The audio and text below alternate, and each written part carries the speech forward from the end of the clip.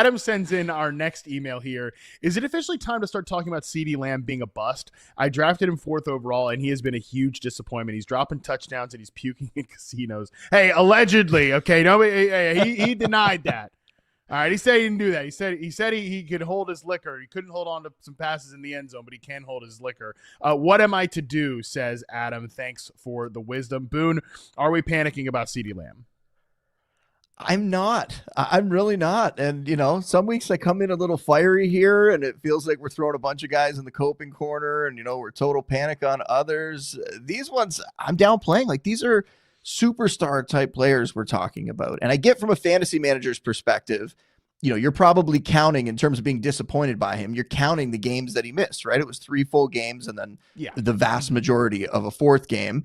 And that's very disappointing. I don't hold that against guys. Like, I don't consider players busts if they got hurt. That wasn't their fault. They didn't really have anything to do with that. That's just an injury happens and they're out. And it's an unfortunate part of fantasy and an unfortunate part of real life, right? But if you look at his stats, he's averaging 79 yards per game, which is good. It's not great, but that's also counting that one game where he only played 7 snaps, didn't have any catches. If we remove that from the mix, he's averaging 90 yards per game. Harmon, that's 4th in the league. Like, it's not bad production whatsoever. He's behind JSN, he's behind Puka, and surprisingly, he's behind his teammate, right, and Pickens, because Pickens is just playing out of his mind this season. But still, 90 yards a game in the games where he has played the vast majority of the snaps. Like, that is still great production from him. And, I just think he's going to be fine the rest of the way. Like, I think Pickens is playing out of his mind and he's giving him more target competition. He's giving him like the best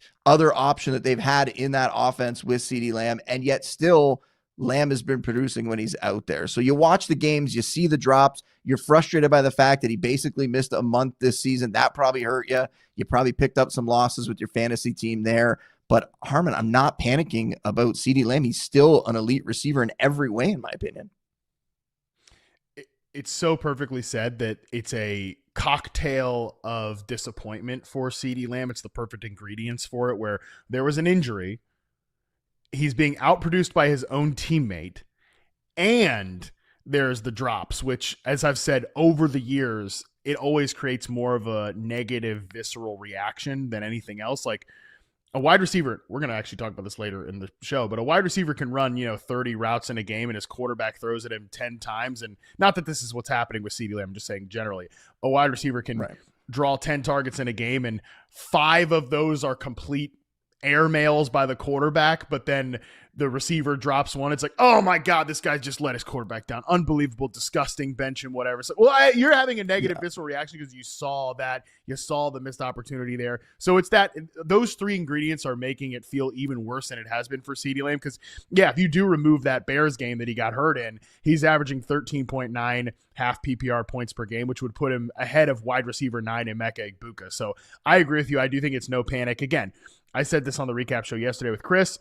If CeeDee Lamb comes out against the Chiefs on Thanksgiving and he catches 10 balls, nobody's going to be shocked at all. He does need to clean up the drops. Exactly. He's having the worst drop rate season of his career, but drops are very noisy. They come and go, and I would not be surprised if he drops a massive game here in the next few weeks. So no panic. I'm with Boone on CeeDee Lamb. I mentioned Emeka Egbuka. Good transition here to our next email. Comes in from Eric. Since week 6, Emeka Egbuka has only reached double-digit points once against New England in week 10. This is coinciding with a general drop-off from the Bucs as a team. So how do we account for Emeka Egbuka's current standing? Electric to start the year, but now I don't feel like I can trust him to repeat the same performances he had to start the season. On top of that, Tez Johnson seems to have sapped all the touchdown upside. Is Emeka even the first read anymore? Is this performance drop-off from hamstring injury? Why does he have so many targets and so few catches? A lot of questions here. I'm feeling pretty panicked over here, and I can't afford any more mistakes if I'm going to sneak into the playoffs. Thanks, Matt and Boone. Keep up the good work, and happy Thanksgiving. P.S. In the spirit of the holiday, do either of you have a hot take on Thanksgiving food? I do ham over turkey every year. Turkey is overrated. Boone, do we need to put turkey? Do we need to put turkey in the coping corner after this shot from Eric here? What is your stance on turkey before we talk about Emeka Egbuka? We're not putting turkey in the come on, turkey is like just an absolute staple. Turkey is fantastic. If anything, I think we should be doing big like turkey meals with stuffing and cranberry sauce and everything. We should be doing that more often. Why are we normally limiting that to like special occasions and holidays? Canadians have their own Thanksgiving, more right? often. We do. It's a little earlier. Our Thanksgiving's in October. Yeah. It's not nearly as big of a deal. And I feel like I've more celebrated the US Thanksgiving my whole life because there's always football on. So it's been more of the holiday for me than the Canadian Thanksgiving has. My panic meter on turkey is it depends on who's cooking it. Okay. Right? If it's some goofball that's not going to cook, I mean, you're going to dry that thing out. I'm full total panic, maybe coping corner for your Thanksgiving holiday. Cook your turkey right. Spatchcock it, brine it, season it well, get a probe thermometer. If you're still doing that pop out thing from the turkey, you're going right to the coping corner. Okay. So give me a break. I handle the turkey every year. My turkey doesn't suck. So Eric, I realize that your turkey's bad, but I will agree with you on this. Ham, greater than turkey. I look forward to ham at holidays way more than the turkey. I love ham. I love making ham. Shout out to Malcolm Reed, the absolute GOAT, for the raspberry chipotle ham recipe that I make every single year. I picked up the ham and the turkey this morning, and I could not be more jacked up for the ham. The turkey, yeah, it's fine. It's there. But make a good. The other turkey. thing That's that was my stance on turkey. The other thing that was funny for me, growing up for a stretch, my sister was vegetarian and vegan at different points. So we had some Thanksgivings and some holidays where we didn't go with a turkey. We went with some sort of like fake turkey log type deal. And it wasn't bad. But it was not the same. We definitely had a few where I left hungry. I might have stopped for food on the way home. Fake turkey log. Yum, yum, yum. Sounds so enticing. Can't wait to head over to the Boones to get my fake turkey log for Thanksgiving. Well, she's not a vegetarian anymore. Maybe that's why. Yeah. Yeah, no kidding. A few Thanksgivings with the log, I would definitely. I mean, there's a lot. Let's move on. Okay, Emeka Egbuka. What's our panic level on Emeka Egbuka? By the way, lots of reports on this, but we are getting some information now. Tom Pelissero reports an AC joint sprain for Baker Mayfield, non-throwing shoulder. That is encouraging news for a speedy recovery. So that is at least some positivity here. But what's our level of panic on Emeka Egbuka? I think it's total panic, and it's whether Baker's healthy or not, because Baker healthy the last few weeks, it still hasn't been great. And this was something that I brought up last week, right? That he had a bunch of down weeks, that he wasn't really performing. He only had one good game in his last 5. Now it's only one good game in his last 6. As the person writes in here, I'm looking at him more now as a wide receiver 2 for fantasy the rest of the season. I think he's much more volatile than we thought he was going to be. The injury is kind of when it changed, so I do wonder how much that's lingering for him and kind of holding him back maybe a little bit. But it also coincides with the fact that early in the season, he had Mike Evans out there. They had other weapons in the offense, and there's been some injuries also to the offensive line. The situation, we talk about this all the time, the situation has kind of changed for him, where now defenses are completely keying in on him. I know Chris Godwin came back. This is not the Chris Godwin of old. This is like some fake version of Chris Godwin. He's not the same player with coming off the serious injury. It's kind of a lost season for him. We don't know when Mike Evans is going to be back. So yeah, I'm very worried about Egbuka and this passing attack as a whole, because now if we're going to add in Baker Mayfield's great news, it sounds like, but if we're going to add in Baker potentially not being 100%, that's even another reason to be worried about this. So yeah, I think this is super concerning on Egbuka, who, man, all summer was our guy. And boy, did we feel like we were right about that early in the season. And now he's really dragging down people's fantasy teams, including some of my own, Harmon. Same. It's not been as fun to have Emeka Egbuka lately. Lot to discuss here. Number one, you mentioned Baker Mayfield just hasn't played that well. The Bucs' passing offense as a whole, it hasn't been right. Baker Mayfield, he from weeks 7 to 12, 31st out of 33 quarterbacks with 100 plus dropbacks and EPA per dropback. And obviously, EPA is not a quarterback isolating stat.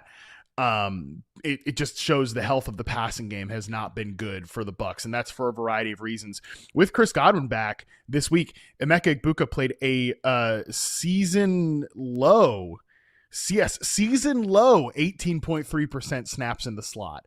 And that, again, that's problematic because it forces him back out to that perimeter, back out to the X receiver spot where he can win, he can play, but it's easier for defenses to take him away over there. That has been a big part of the story.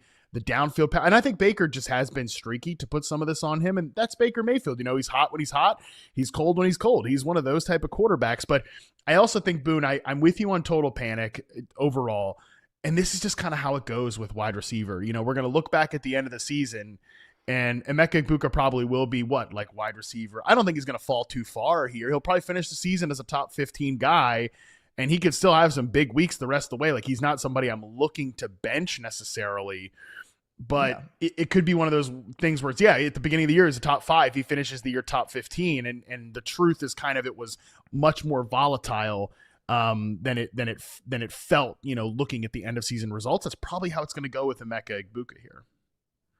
Yeah, and it's unfortunate. You're kind of touching on it there. Like, sometimes in fantasy, you end up sort of handcuffed down the stretch where once the trade deadline passes, you have what you have, or you can look to the waiver wire. And I don't think you're going to find anybody on the waiver wire who's better than Emeka Egbuka. So he's probably going to stay in your lineup, right? You're going to look at him as a top 20 fantasy option at his position. And yet you might just kind of feel like, I don't think this is going to be one of the guys that's going to get me to a fantasy title this season. So it's unfortunate because of how strong he started, because of how great he looks. And I think he's going to go on to have an awesome career, but we might just need a reset next year with some healthier options in this offense, and potentially with him just being healthier. I do think that does factor in. The defenses are keying in on him more, but it just seems to coincide with him picking up that hamstring injury. And since then, the production has been nowhere near the same, right? So I kind of scoffed there. I got worried when you just made that comment about, him playing a season low and snaps out of the slot. Like, man, that is even more concerning now. Like, that makes me even start to think about coping corner. If that's going to be the case, if they're going to start playing Godwin in there and moving him outside more, now I'm even more worried about him, to be honest. Let's see if having a credible run game with Bucky Irving back maybe helps. I think that, again, this team has just been so banged up. At some point, the chickens come home to roost. The Niners are one of these other teams that have been banged up, but they're starting to get guys back. The Bucks are like, they got Chris Godwin back, but we know that Chris Godwin's not going to be Chris Godwin this year. That just is what it is. Next two matchups, though, Cardinals Saints. I mean, would you be surprised if he had a big game in any of those two? I mean, probably not. Like, those are good wide receiver matchups. All he has to do is score a touchdown, and nobody's talking about it. The last point I would say is, I do think, and producer Colin pointed this out, safe to say that after two great hits with Dave Canales and Liam Cohen, I think Josh Grizzard, it's not like he's doing anything on a weekly basis from, oh my God, this is offensive, get this off my screen. But I don't know that he's like added anything to the offense here. So I think that's probably part of this as well. I'm going to make a change in the outline here. Producers, please don't kill me, only because I think these two guys make a lot of sense back to back here. Dominic sent this in on Rome Odunze.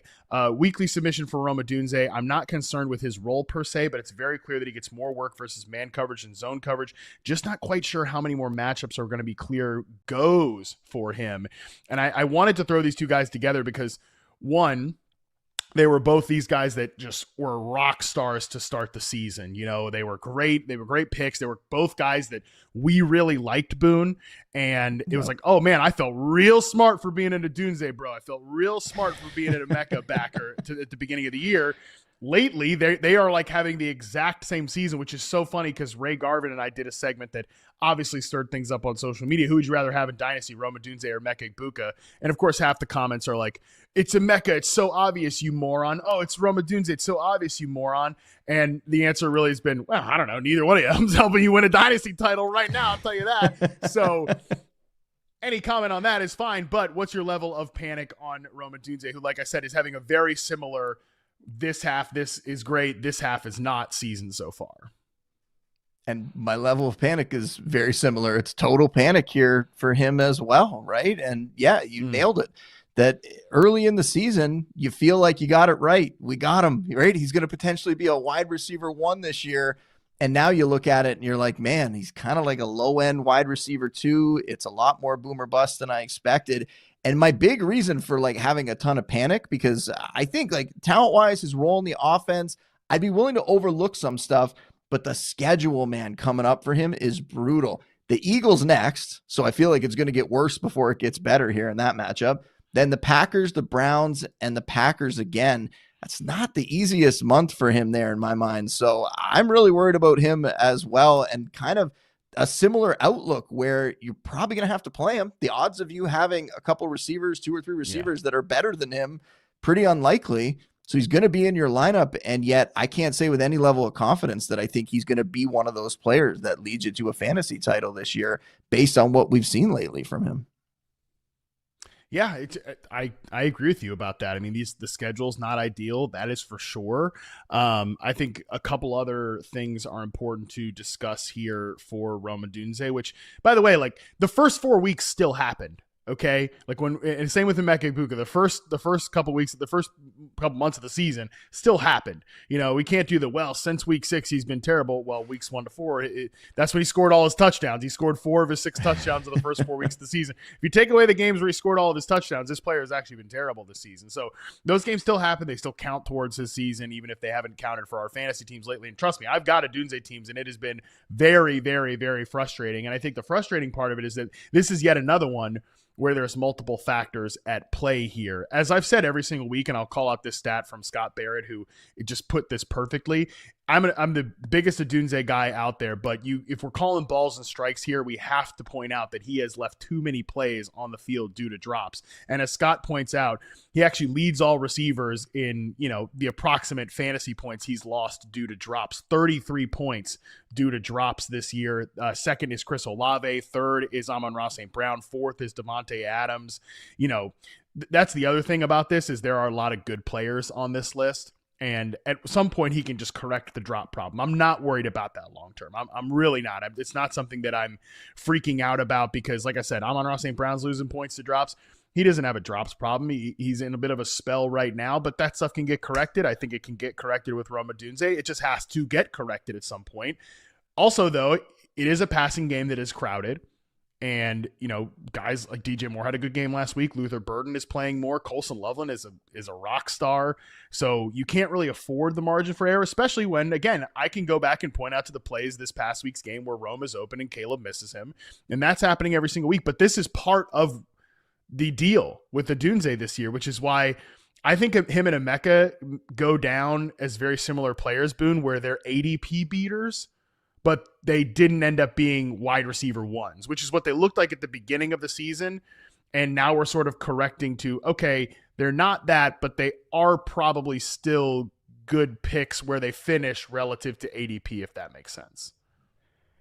Yeah, and you talked about Caleb there. I think that is a huge part of it. When I'm mentioning the schedule, it's not just so much that I'm worried about Rome going against that schedule. It's also that I'm worried about Caleb going against that schedule, right? Because some of his better games have come in easier matchups, and now when he's facing some tougher defenses, I do worry that is he going to be able to get the ball to Odunze? Is the passing attack going to have as much success overall, which indirectly is going to affect Odunze as well as you be less scoring opportunities, all that sort of stuff. So I think that schedule is a huge reason for me why I was willing to go total panic and really kind of starting to push towards coping corner, because I don't know that it's going to turn around consistently enough where we're going to be that happy having Odunze in our lineups. And it's like you said, when all's said and done on this fantasy season, I just don't know that we're going to look back and think of Egbuka and Odunze as guys that got you to a fantasy championship, even though they had incredible starts. And I always bring up, you asked me which league I'm most frustrated in a couple weeks ago, and I mentioned that one charity league that I'm in. Guess who I have on that team? Not just Emeka Egbuka. I also have Rome Odunze as well. And early in the season was feeling great at the time about it, and not so much anymore. The good thing is that these guys are still talented players that I think in isolation are playing well, even if there are drop issues with both of them to correct. And at any point, even in tough matchups, I just trust good young receivers to come through. So like if Rome has a really good game on Friday against the Eagles, Black Friday, I wouldn't be surprised. And, it just is one of those things where that's fantasy sometimes. Just where you think it's trending this direction, it turns around. And I think that it can do that. I think Caleb is playing well overall, but he's just going to have these up and down moments. And the stat sheet was great this past week, but I think the first half was really, really rough for him. So we'll continue to sort of track that play from Caleb Williams going forward, even though overall the season is a success for the Bears. And I'm excited about what this offense looks like in 2026. That is for sure. Ben Johnson looks good. These young supporting players are good as well. Let's get to another receiver question here before we go to break. This one comes in from Eric. Probably not too many sickos out there trying to throw Alec Pierce in their lineup week to week, but What's the concern level with him and his schedule going forward? We know he eats versus single high, but it seems like a lot of cover 2 coming. Will we see him bounce back, or is he a waiver wire landmine to gift someone else in my league? Great call here from Eric. I wanted to highlight this before I throw it to you, Boone. I put the stats together before we came on the air.